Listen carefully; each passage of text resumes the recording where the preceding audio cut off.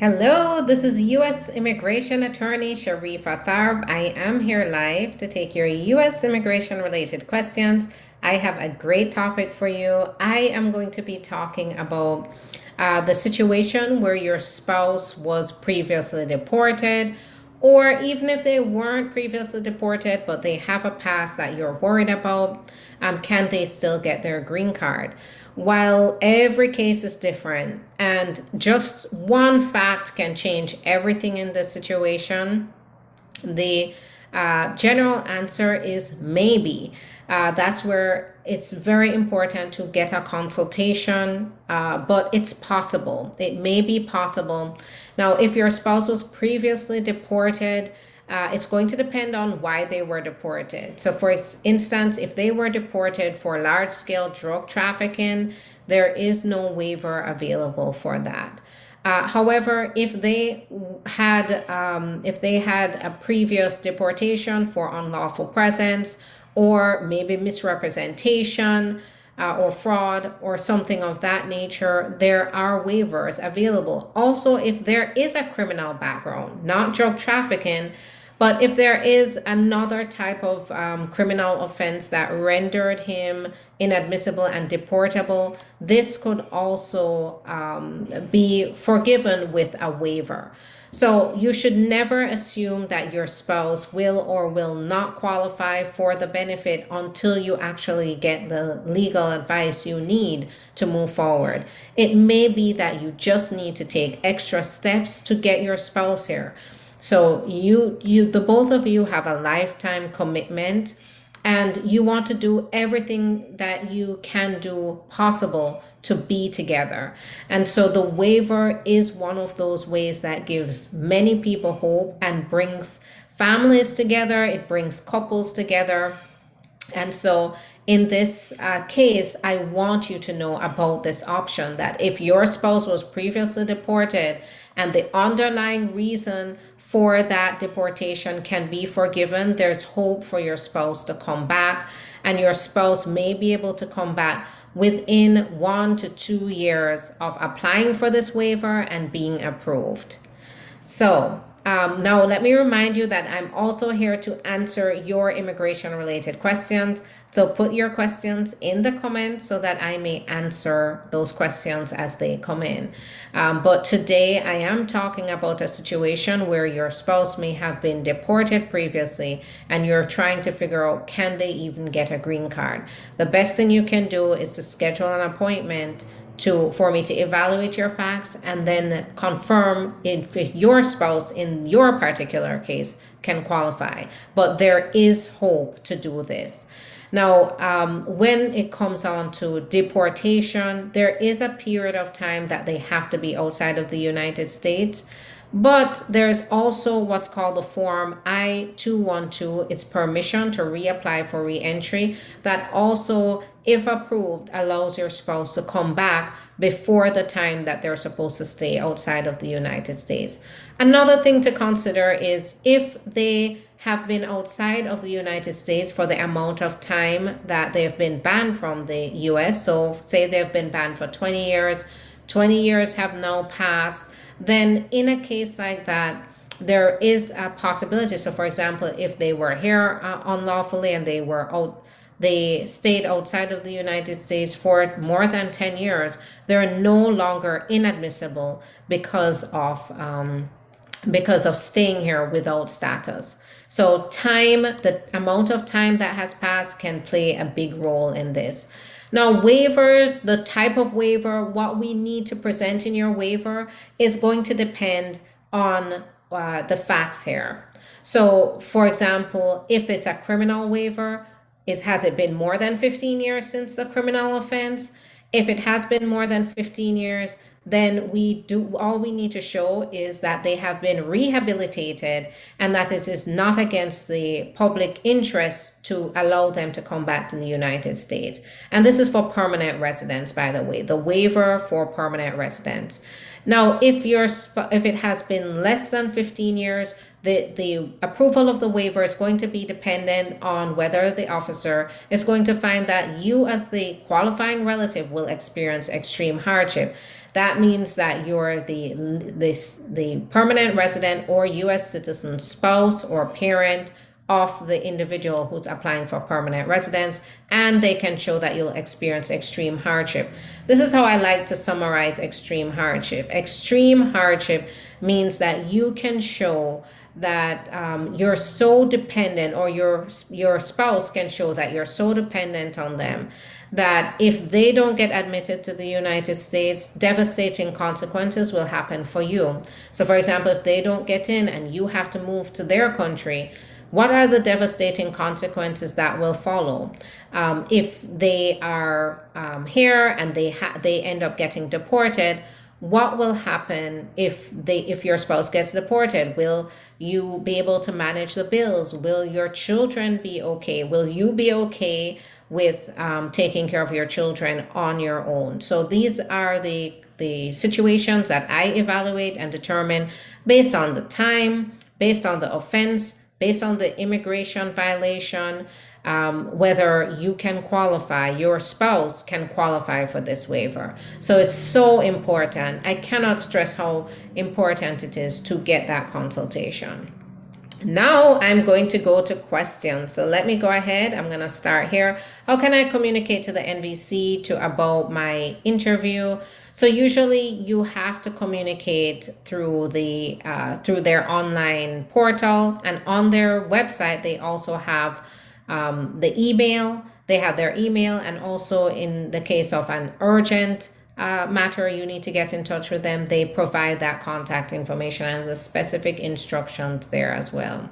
So go ahead, go to the NVC's website and then look for the instructions there. Now, I can't give you, I'm not your attorney, I'm not working on your case, and so I wouldn't be able to give you specifics just because I don't know what your situation is. I don't even know how urgent it is. So just make sure you go to their website and look at their instructions. Hi, my interview green card was August 2021 and still no sign or update, still reviewed. What can I do? So it's basically, since 2022, it's a waiting game. I know it's frustrating. There are option tools that attorneys can use if necessary. That's where, for my clients, when they have situations like that where it's outside of case processing times, I whip out these tools to be able to help my clients. But I only provide this service to my existing clients. Now, in your case, August 2021, I don't know when it was filed, but you may be able to do a case inquiry, or maybe even get congressional inquiry, or get the help of the ombudsman if you are far outside of the case processing times. It's going to depend on, are you still within the case processing times according to the USCIS, or are you now falling outside of that? One more question. Can a spouse bring their newborn to the interview? So now that is more of a logistical issue. So for me, I would rather, if you don't have any childcare available, you may have to carry your newborn to the interview. However, that just comes down to the policies of the USCIS and the specific field office you're going to, or the embassy. And also maybe even comes down to whether you have childcare available for your child. So can someone stay past 6 months in the USA on a visa? No. So if you have a visa, you should not be staying past the time that they've given you on your I-94. Now, you can ask for an extension if that's permitted. And you have to, if with an extension, you can wait until you get an answer on that.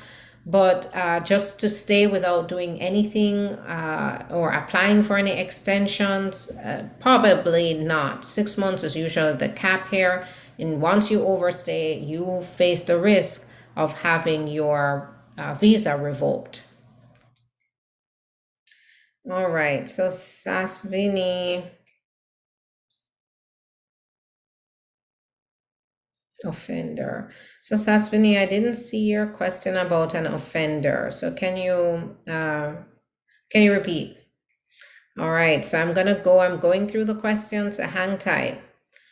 How to go about scholarship and going with your dependent. So with your scholarship, I'm not sure what scholarship. If it's school, you have to contact the school regarding, it depends on your field, it depends on what the school is offering, their application processes. How Good afternoon. My husband went for his interview for green card August 2020, but the I-130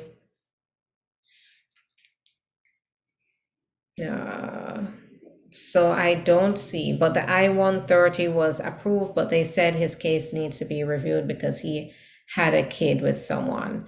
Okay, so it sounds like it's getting complicated because they found that there is a child that may have been born inside of the marriage. That's what I'm getting from this. But you'll have to get legal advice because this is definitely in the complex territory here. It's if it's approved, they can revoke it if they do a further investigation and find that if he had a committed relationship with someone else, and that sheds some light on the marriage, maybe indicates that the marriage is fake, they may revoke the I-130. So I urge you to get legal advice. You can go to the link in the profile. Once you get there, schedule an appointment. We can talk about your situation and see if there is something that can be done.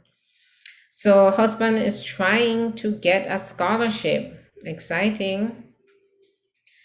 To the USA, but someone told us I can go with him as a dependent. So if he gets F1, that's a student visa, yes, you would come here with the F2 status. Now, unfortunately, with F2 status, though, you're not able to work. So that's the downside. But the child is not his, but they got to review that, I guess. Do have any idea how long it will take? So I'm not sure, and it's gonna depend on how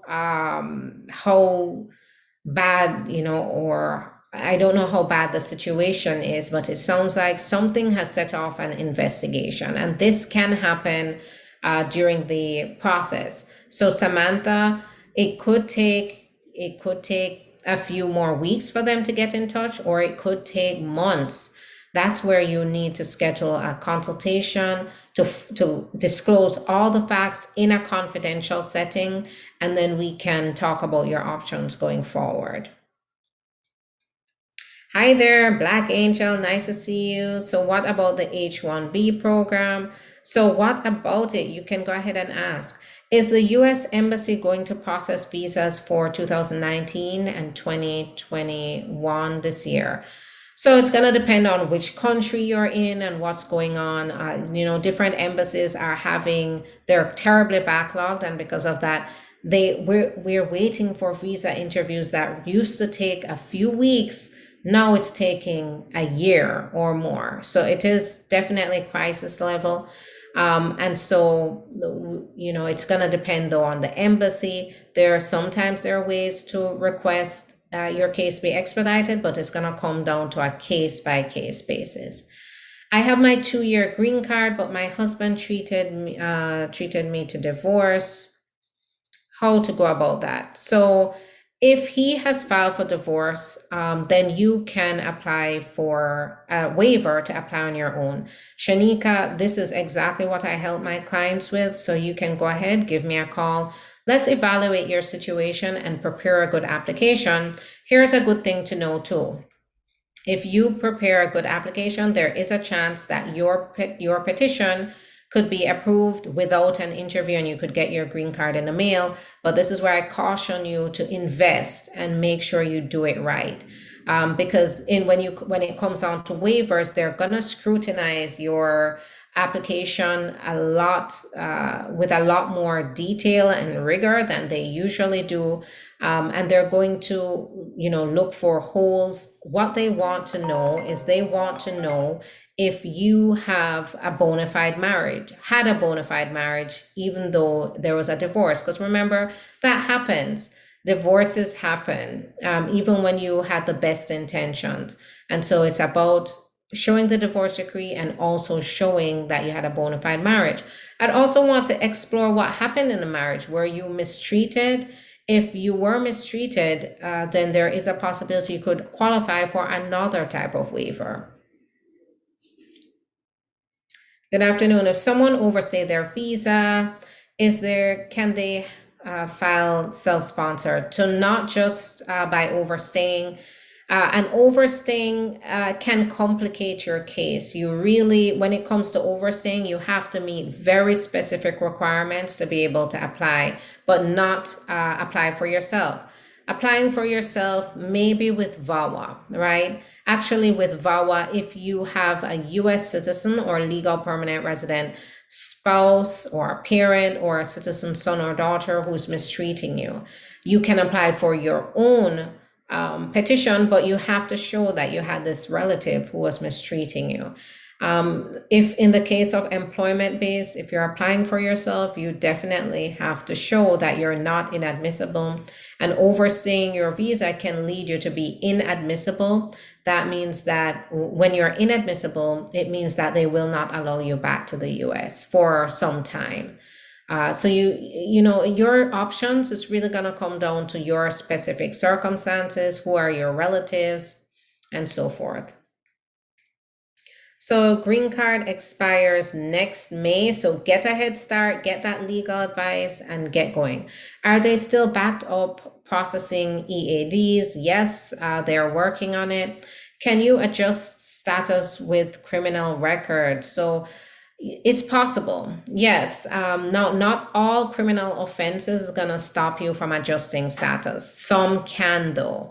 So that's where you need to schedule a consultation, because that situation can still be fixed. It could be fixed. Even if we find that the criminal offense makes you ineligible, there's a waiver available to fix the situation and still allow you, if approved, allows you to go ahead. But we would have to evaluate what's the criminal record involved. Does it rise to the level of seriousness that it would cause you to be ineligible for adjustment of status?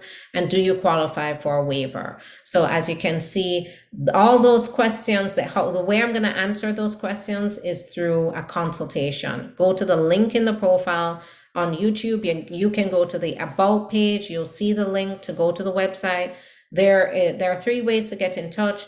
There's through the phone, there's through the contact form, and there's through online chat. All 3 lead to the scheduling coordinator, who will be more than happy to help you to schedule your appointment. If you have a green card, can you help a husband to get a green card? Absolutely, Black Angel. And not only can you help them, it's a good time right now because it's current, meaning you're for a permanent resident, a green card holder, to file for their spouse. It's taking around the same amount of time as a US citizen to file for their spouse. That doesn't happen often, but right now, because there are more immigrant visa numbers available than there are applications, they don't have a wait list. But so get on it. That can change at any time. All right, thanks for sharing the live. I appreciate it. I have a green card. Can you help a husband to get green card? Absolutely. Schedule that appointment. Let's confirm you qualify and get started. When is it too long of a wait for a spousal I-130? So it's going to depend on the current processing times. Current processing times it's going, while I don't have a specific number for how long, it's going to depend on the service center, how long they're taking, and where is your application. How long does it take for an H-1B visa to be processed? So it ranges, but we're seeing anywhere from a few weeks. So they get selected and then you get news about, so first selected and then you submit the applications. And so it could be anywhere from weeks to a few months before the start. Can I invite parents to graduation if I have a green card? Now, having a green card is not going to, it's definitely a factor in the officer's decision to give you give your parents a visa, but it's not going to be the determining factor. they're still going to evaluate your parents' background to make sure that they're not at risk for overstaying if they come to the US.